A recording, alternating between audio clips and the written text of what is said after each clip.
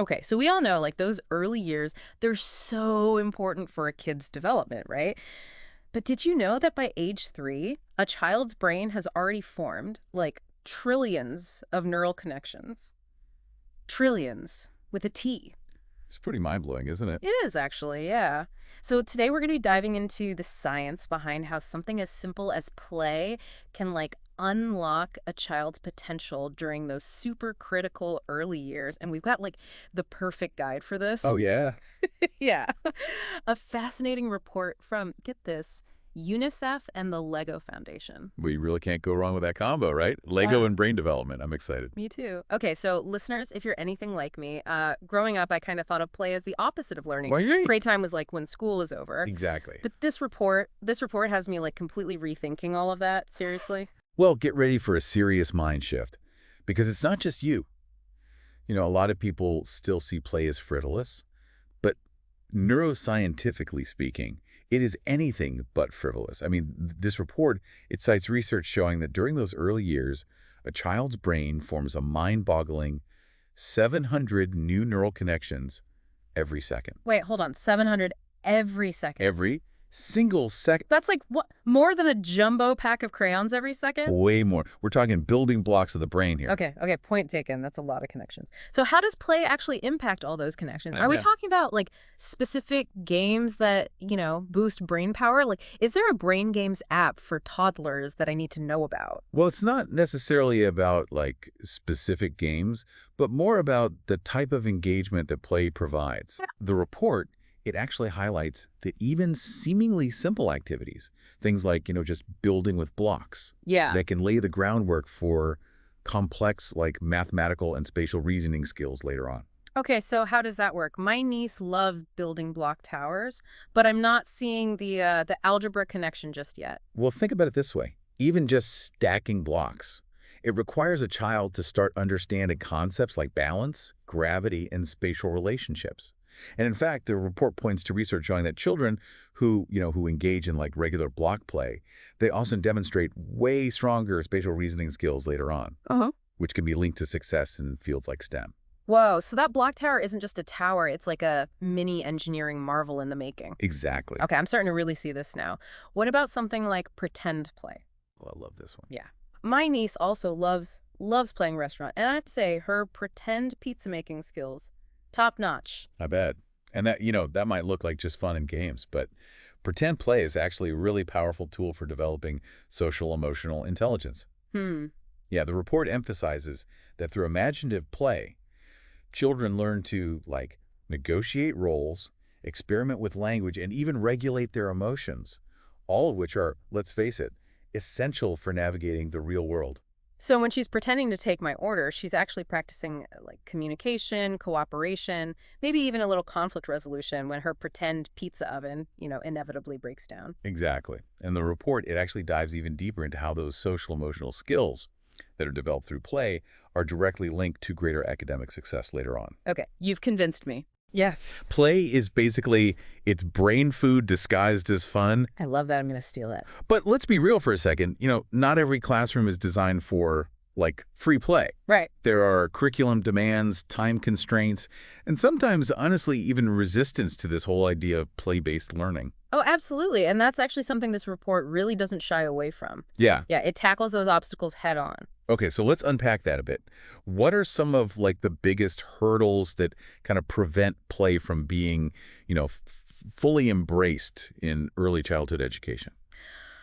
So I think one of the biggest hurdles is this idea, that play is frivolous. Yeah. Like it's just a waste of time, especially time that could be better spent on like real academics. Yeah, and the report actually, it even cites a study where only about half of surveyed parents viewed like playing with toys as being equally important to like reading when it came to a child's development. Oh, wow. Yeah, kind of sad, right?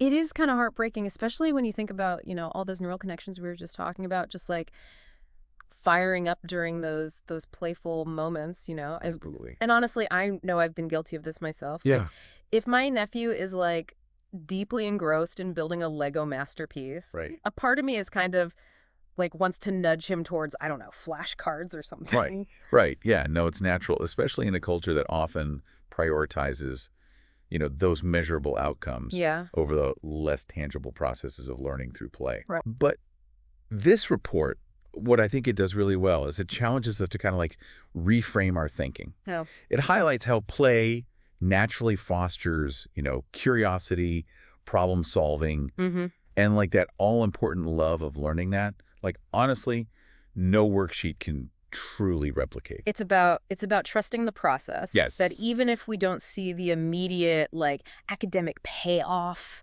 those little playful moments, they're laying the groundwork for future success, right? Exactly. Exactly. Okay. And that kind of leads us to another like major misconception that I think the report really tackles head on, Okay, let's do it. which is the idea that play doesn't require any resources or planning. Oh, so it's not just about like letting kids loose in a room full of toys and just like hoping for the best? Not exactly. Wow. While, yes, like unstructured free play, that's super important. Right. The report really emphasizes that children, they benefit most when they have access to like, well-designed play environments and materials that spark their imagination and Right. encourage exploration. And importantly, they need a supportive adult nearby to kind of like guide and scaffold their play. So it's about being intentional. It's about creating those invitations to play, right? That are both developmentally appropriate, but also like engaging. Exactly. Oh, yeah. And that takes planning, observation, Mm. a willingness to really understand a child's interests Yeah. and how they learn best through play, which unfortunately can be a challenge when, Which unfortunately can be a challenge when you factor in the realities of, a lot of early childhood education settings, right? Absolutely. Like understaffing, limited resources. right, huge issue. Yep, big time. And that's really, I think, where this like call to action comes in. Okay. This report, it doesn't just like point out the problem. It advocates for like systemic change. Okay, so what does that look like? Well, I mean, for starters, it means advocating for better teacher-to-student ratios, Yeah, that makes sense.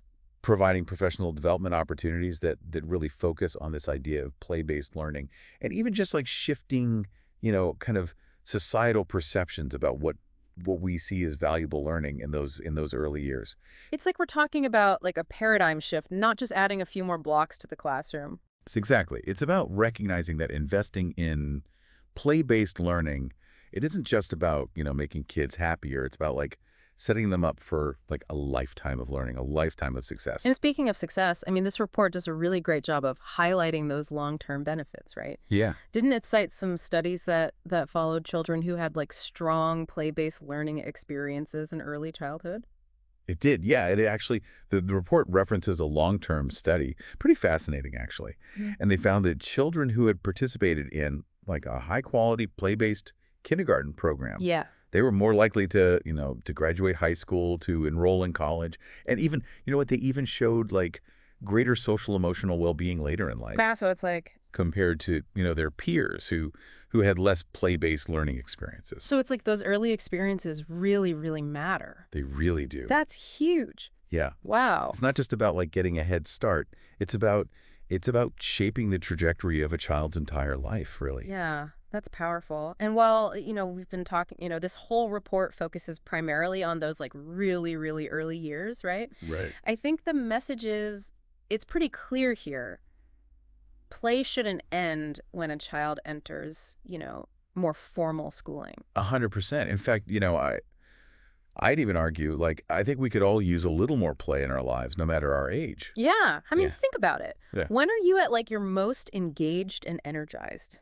Isn't it often when you're like doing something you actually like genuinely enjoy, something that feels more like play? You're hitting on something really, really important here. Like Mm-hmm. the report touches on this too.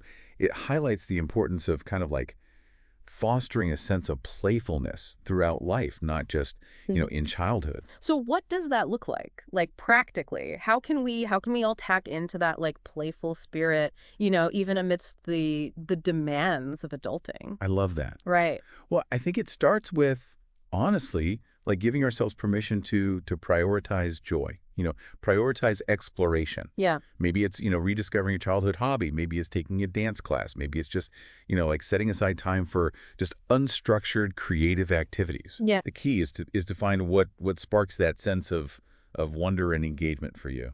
Yeah, I love that. It's like a reminder that learning and growth doesn't have to be serious business all the time, right? Right. In Yeah, fact, yeah. we learn best when we're having fun. Exactly. Amazing. And that's perhaps the most important takeaway from this whole deep dive, right? Yeah. Play isn't just this frivolous pastime. Right. It's a fundamental human need. Yeah. It's essential for learning, for growth, and for well-being at every age, really. So well said. It's a message I think we could all stand to hear, maybe even build a block tower to celebrate. Right. This report has been truly eye-opening and inspiring. Thank you so much for guiding us through it. My pleasure. Really enjoyed diving into these insights with you.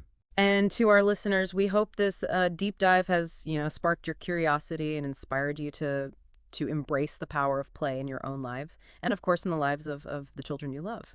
Until next time, keep exploring, keep playing, and keep those brains buzzing. See you next time. This is The Deep Dive, signing off.